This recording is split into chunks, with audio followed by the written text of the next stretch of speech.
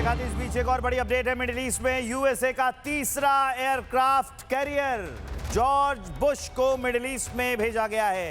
USS George Bush को middle east में भेजा गया है। ये अमेरिका का एयरक्राफ्ट कैरियर है, भयंकर ताकत वाला। कई जो प्लेन्स हैं इस पर आ सकते हैं और कई मिसाइलें यहां से लॉन्च की जा सकती हैं। यूएसए का तीसरा एयरक्राफ्ट कैरियर अब भेजा गया है George Bush. USS George Bush उसे मिडिल ईस्ट की ओर भेजा गया है। तो ये बड़ी खबर हम आपको बता रहे हैं। मिडिल ईस्ट में यूएसएस जॉर्ज बुश को भेजा गया है। हम आपको उसकी तस्वीरें भी दिखा रहे हैं। ये बेहद अहम तस्वीरें हैं जो हम आपको दिखाने वाले हैं।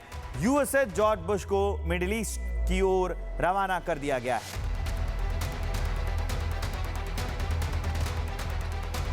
तो जॉर्ज बुश को मिडिल ईस्ट में भेजा गया है। ये बड़ी अपडेट हम आपको बता रहे हैं। मिडिल ईस्ट में यूएसए का तीसरा एयरक्राफ्ट कैरियर ये तैनात किया गया है। आखिर क्या कारण है सरदाना सर कि ये एक के बाद एक कैरियर, जबकि कुछ ये दावा किया जा रहा है कि भाई ईरान मार ही रहा है। और सबसे पहले तो मैं आपसे ये जानना चाहूँगा कि अभी जो हमने खबर बताई कि 3000 टारगेट हिट किए गए हैं, क्या ये संभव है? देखिए, ये एक बहुत ही बेहतर सवाल आपने मुझसे पूछा कि 3000 टारगेट्स को क्या इजराइल और अमेरिका अंजाम दे सकते हैं एक हफ्ते के अंदर। देखिए, ये जो एक टारगेट को ख़त्म करने के लिए बहुत सारे प्रोसेसेस होते हैं कि वो थ्रेट क्या है, उसमें कितना डर है, उसके अंदर क्या वापस मार करने की क्षमता क्या है, वो इस समय कहाँ पर है, उसकी पोजीशन क्या है। तो वो सारी चीज़ों को मद्देनजर रखते हुए आप डिसाइड करते हैं कि किस वेपन कंटिन्यू करेंगे। लेकिन उससे पहले ये बड़ी अपडेट है, ईरान के तरफ से नया मिसाइल अटैक किया गया है। आईडीएफ ने आम लोगों को चेतावनी जारी कर दी है। ये बड़ी अपडेट हम आपको बता रहे हैं कि चेतावनी जारी कर दी गई है। सायरन बज रहे हैं। ये डर का सायरन है, ये खौफ का सायरन है, ये मौत का सायरन है, ये अपने लोगों को बचाने का सायरन है, ये अलर्ट करने का सायरन है। चेतावनी है, आगाह किया जा रहा है कि आप अपने लोगों को सुरक्षित जगहों पर लेकर चले जाइए। ऐसी ही तस्वीरें सामने आ रही हैं। ये वही तस्वीरें हैं जो लोगों को डरा रही हैं और बता रही हैं कि हालात बेहद खराब हैं, हालात बेहद विध्वंसक हैं, हालात बेहद चिंताजनक हैं। Back to you Sardana sir, जिसकी बात हम कर रहे थे। अब मैं एक उस सवाल को दोबारा से ठीक से फॉर्म करके पूछता हूं। अमेरिका ये दावा कर रहा है कि हमने 3000 ठिकानों को हिट किया है। एक युद्ध में एक टारगेट को हिट करने के लिए पहले आप देखते हैं कि उसके कोऑर्डिनेट्स क्या हैं, फिर आप देखते हैं कि उसके प्रोज एंड कॉन्स क्या हो सकते हैं, हमारी कितनी क्षति होगी, उनकी कितनी क्षति होगी। क्या ये संभव है कि 8 दिन जंग चले और 3000 ठिकानों पे आप मार दें?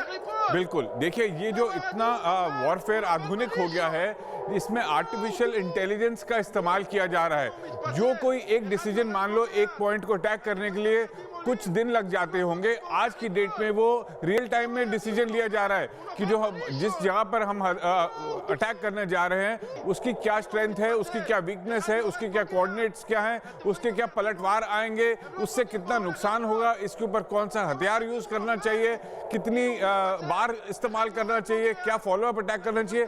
तो ये जो सारे के सारे डिसीजंस हैं, ये अमेरिकन नेवी नहीं ले रही है, इजरायली एयरफोर्स नहीं ले रही है, इनके लिए आर्टिफिशियल इंटेलिजेंस के सिस्टम्स ले रहे हैं जो इतने मायने पे, इतने सारे पैरामीटर्स के साथ डिसीजन दे रहे हैं और उसी हिसाब से हजारों की तादाद में अटैक लॉन्च किए जा रहे हैं, काउंटर अटैक लॉन्च किए जा रहे हैं। शायद मेरे ख्याल से ईरान की तरफ से रियल टाइम इंटेलिजेंस में नहीं हो रहे हैं, क्योंकि उन्होंने पहले ही जो बेड़े थे, कॉन्सुलेट्स थी, एम्बेसीज थी, उन जगहों को लॉक करके रखा हुआ था और वहीं पर सिर्फ अटैक हो रहा है। लेकिन अमेरिका बिल्कुल ही अलग लेवल पर लड़ाई लड़ रहा है और इसलिए मुझे नहीं लगता कि इतनी जल्दी से ये खत्म होने का इस पे कोई चांस नजर आ रहा है। अमेरिकन राष्ट्रपति ने शुरुआत में ही 4 हफ्ते कहा था, तो 4 हफ्ते तो चलेगी ही चलेगी, उससे पहले शायद खत्म हो जाए अगर अमेरिकन के हिसाब से ये चलती है तो ये वॉर मतलब उससे पहले भी खत्म हो जाए अगर इसी हिसाब से चलती रही तो।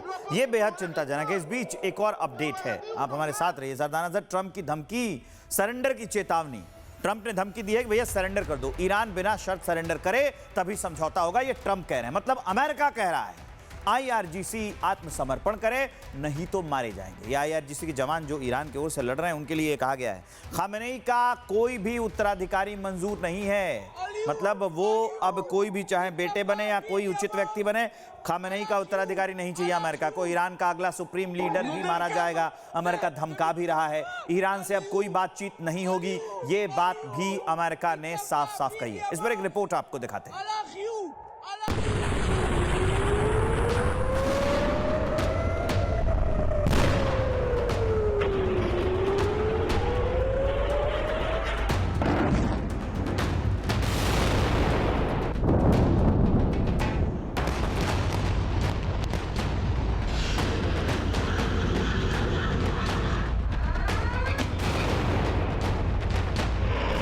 महायुद्ध का एक हफ्ता, विश्व युद्ध की दहलीज पर दुनिया।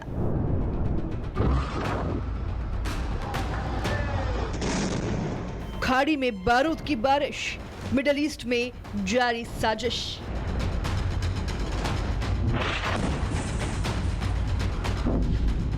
आठवें दिन भी महाविनाश, तबाही की तस्वीरें साक्षात।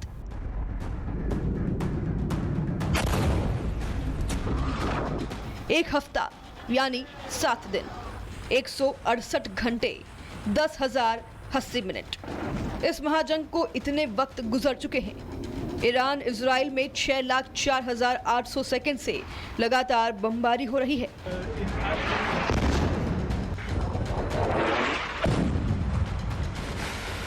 हर सेकंड एक नया बम गिरता है, हर मिनट एक मिसाइल लॉन्च होती है और हर घंटे तबाही की नई तस्वीरें सामने आती हैं।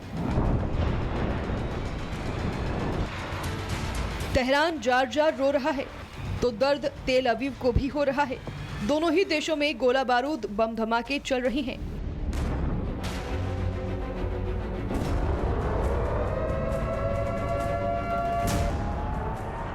इन 7 दिनों में दुनिया ने तबाही देखी, खामनेई की मौत देखी। तेहरान में धमाके का शोर सुना तो इजराइल में सायरन गूंजा। अमेरिकी B-2 बॉम्बर्स का खौफ देखा तो अमेरिकी बेस तबाह होते देखा। ईरान के वॉरशिप पर हमला देखा तो ईरान का प्रतिशोध भी देखा।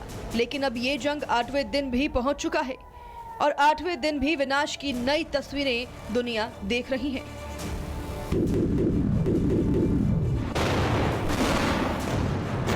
इन 7 दिनों ने बता दिया ये जंग अभी और खींचेगा, क्योंकि न ट्रंप झुकने को तैयार हैं और न ही ईरान। लेकिन इन 7 दिनों में हर दिन तबाही के कौन कौन सी तस्वीर आई, आपको एक क्विक रिकलेक्ट करा देते हैं।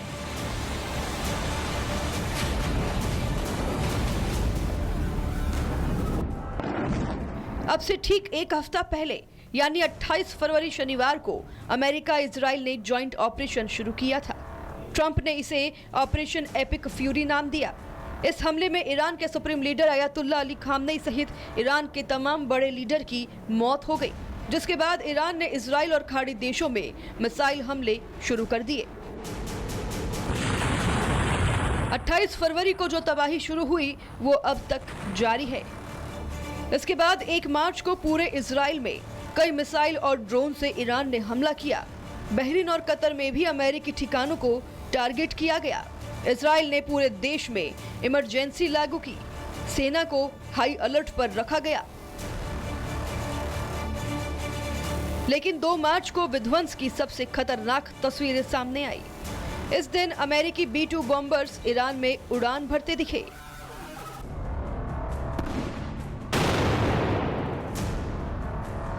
अमेरिका ने B-2 बॉम्बर से ईरान के नंताज न्यूक्लियर सेंटर पर हमला किया। ईरान के 50% मिसाइल स्टॉक तबाह कर दिए गए। अमेरिका ने ईरान के 9 नेवी जहाज को डुबो दिया। लेकिन इसी दिन नुकसान अमेरिका को भी हुआ। कुवैत ने फ्रेंडली फाइट में 3 अमेरिकी फाइटर जेट मार गिराए। युद्ध में नुकसान अमेरिका को भी हुआ है। शाहिद ड्रोन अमेरिकी बेस को टारगेट कर रहे थे, जिसे गिराने में अमेरिका को लाखों का खर्च करना पड़ा है। जिसके बाद 3 मार्च को सऊदी अरब, कुवैत और लेबनान में अमेरिकी दूतावास को अस्थायी तौर पर बंद कर दिया गया। ट्रंप ने नाराज होते हुए ईरान को चेतावनी दी। बोले अब बातचीत का वक्त निकल चुका है। उधर ईरान ने स्ट्रेट ऑफ हॉर्मुज को बंद कर दिया। I said, what's left? But they're tough and they want to fight. And they're calling, they're saying, how do we make a deal? I said, you're being a little bit late. and we want to fight now more than they do. 4 मार्च को Iran युद्धपोत पर America ने हमला किया, जिसमें 87 ईरानी नौसैनिक मारे गए। तो वहीं मिडिल ईस्ट में फंसे अमेरिकी लोगों का लौटना जारी है। मिडिल ईस्ट से करीब 1800 अमेरिकी वापस लौटे हैं। ईरान ने खामनेई की मौत में आयोजित की शोक सभा को भी रद्द कर दिया। इसके साथ ही सऊदी के रिफाइनरी पर भी ड्रोन हमला हुआ। 5 मार्च को भी तबाही की नई तस्वीर सामने आई। ईरान में हमला होता रहा, तेल अवीव में धमाके होते रहे, आसमान में गोला बारूद चलता रहा। 5 मार्च को ईरान के दूसरे शहरों में धमाके हुए। तेल अवीव में मिसाइल अटैक हुआ। 20,000 अमेरिकी सैनिकों ने मिडिल ईस्ट छोड़ा। ट्रंप ने फिर चेतावनी दी, बोले बिना अमेरिका के ईरान सुप्रीम लीडर न चुने। 6 मार्च को ईरान ने अमेरिकी तेल टैंकर को निशाना बनाया। इजराइल ने हिजबुल्लाह के ठिकानों पर हमले तेज किए। बेरूत में भी धमाके सुनाई दिए। ईरान में भी 400 से ज्यादा सैन्य ठिकानों पर हमले हुए। इस एक हफ्ते में युद्ध की अलग अलग तस्वीर देखने को मिली है। ईरान इजराइल में विनाश की नई नई तस्वीर सामने आई। युद्ध 8वें दिन में एंट्री कर चुका है। तबाही और कितनी होगी, विध्वंस का पूरा चैप्टर अभी बाकी है।